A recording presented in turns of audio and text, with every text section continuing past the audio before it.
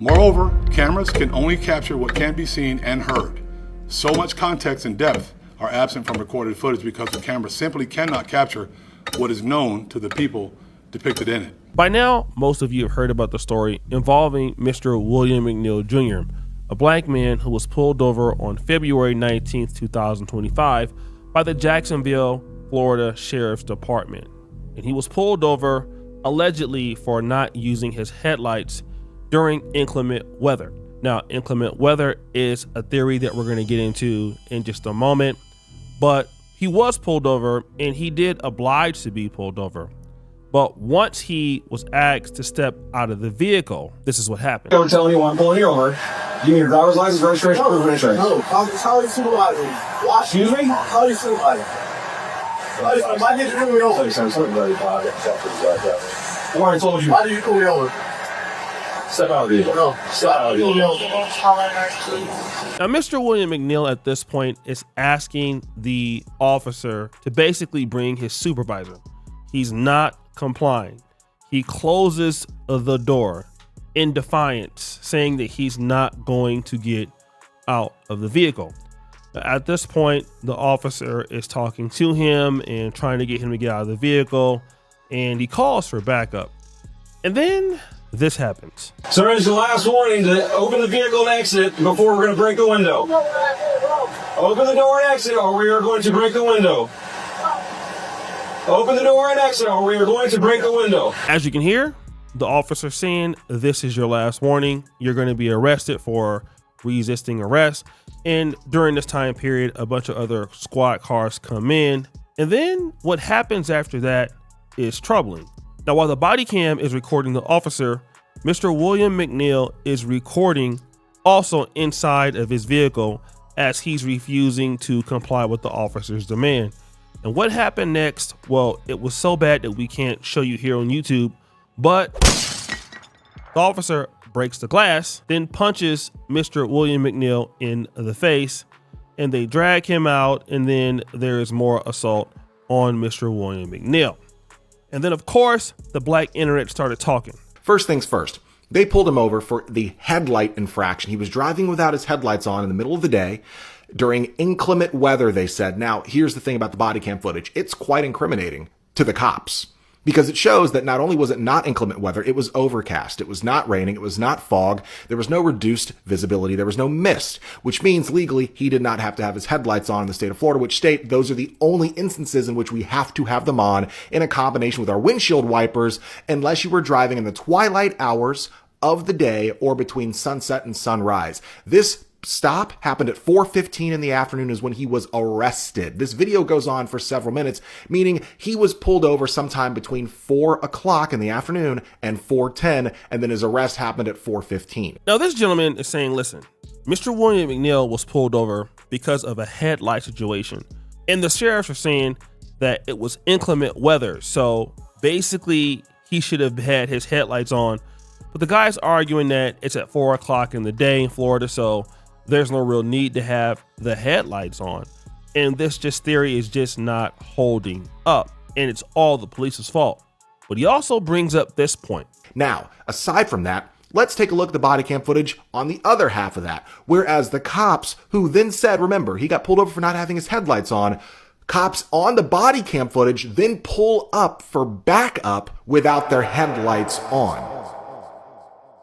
He also points out the fact that the police officers themselves don't have the headlights on while they're accusing Mr. McNeil of committing the same infraction.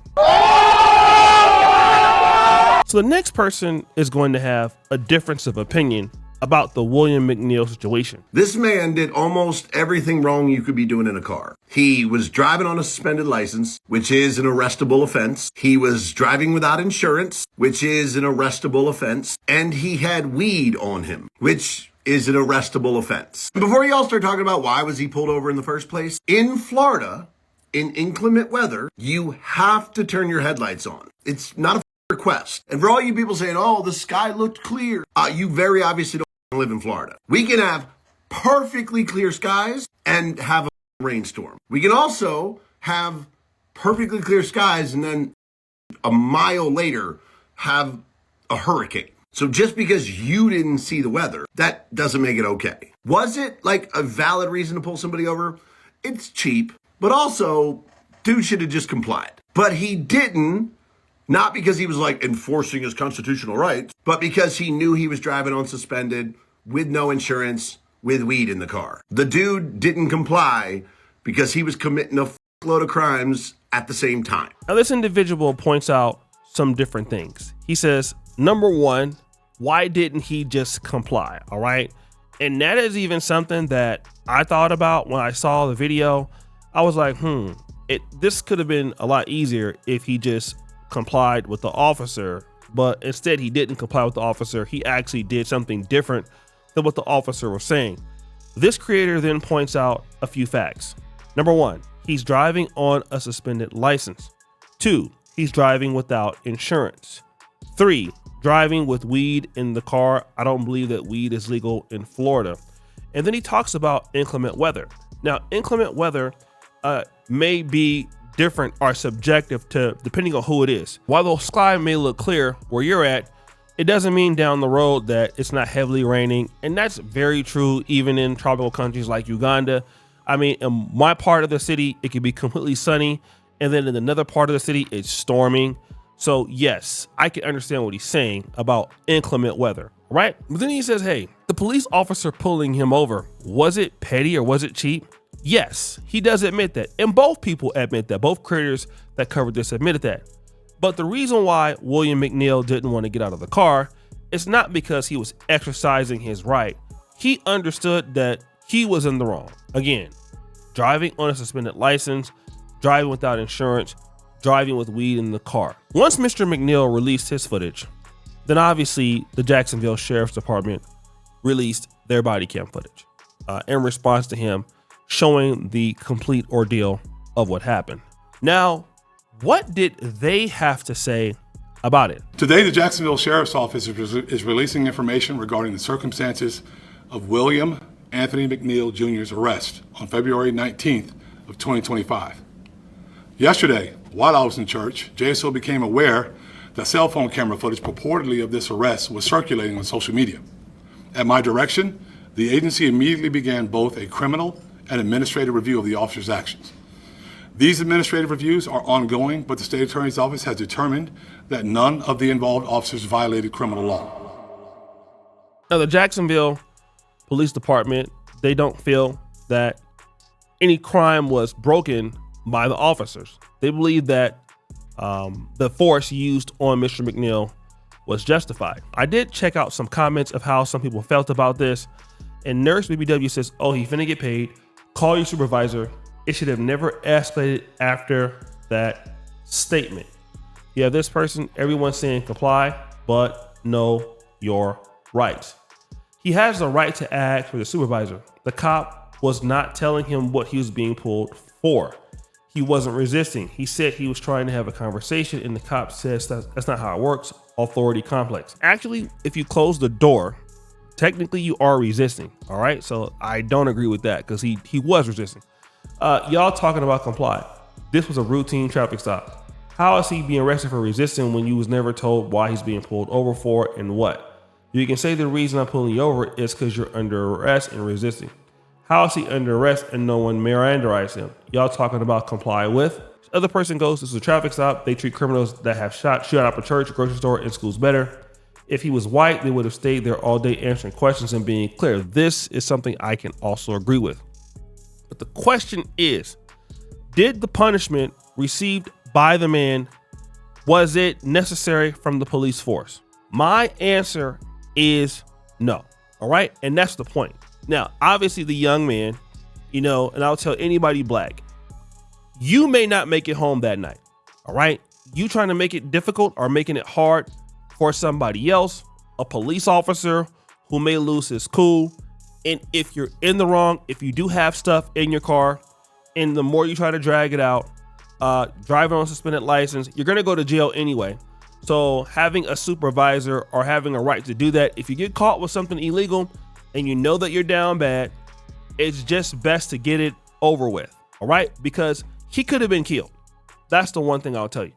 However, the officer did use excessive force. In my honest opinion, that was not necessary. The man was not a threat to the officer. He had his hands where they could be seen. Now, I get it. You broke the window. He was ready for you to break the window. And then once the window was broken, he was not trying to, hurt the officer. You could have grabbed him. Now, if the guy was going to give up some resistance, I can see at that point if he's fighting back or trying to hurt you. But you just hit him in the face because you felt like, oh, okay, he's being an asshole and all of that. That's where it gets out of line for me, especially when you know that you're being recorded and he's being recorded, and that if you do touch the guy, what you're going to start is, oh, it's a white cop hitting a black guy, and that's the story and the narrative that a lot of people will run with. So you're not being smart because actually you played into Mr. William McNeil's hand, and now you're probably going to lose your job, and he's probably going to get some level of a payday when he should have been just, okay, we're going to arrest the guy. It's more of us than of him. And that's another thing. You guys had a lot of backup that time. I get it that people can be crazy and they can hurt officers, but you guys had a lot of backup. You could clearly probably see what he was doing inside of the car, and the force was just unnecessary in my opinion. Now, obviously, I don't know the law. I'm not an attorney. Some people have a different opinion of the law, but again, it's a situation that the police officer fell into a bad trap. I mean, when you guys got him out of the car, there was still a lot of unnecessary roughness that was there. And I mean, I just think that it was just wrong and it was stupid. At the same time, I would have gotten out of the car and that's how I would do it. But hey, this is something that could not work out on either side. If you're a black man and you want to make it home that day and you're in the wrong and you try to make it hard, yeah, it's true. You might have those rights. You're also playing with your life though. Depending on who the cop is, you may not make it home. That's a risk you're taking. So is Mr. William McNeil taking a big risk? Yes, he took a huge risk with his life. At the same time, the police officer is taking an unnecessary risk with his career. Now we can say, was he stopped because of racism or whatever?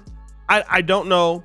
I don't care. And I really can't blame that on racism or not as to why it was stopped.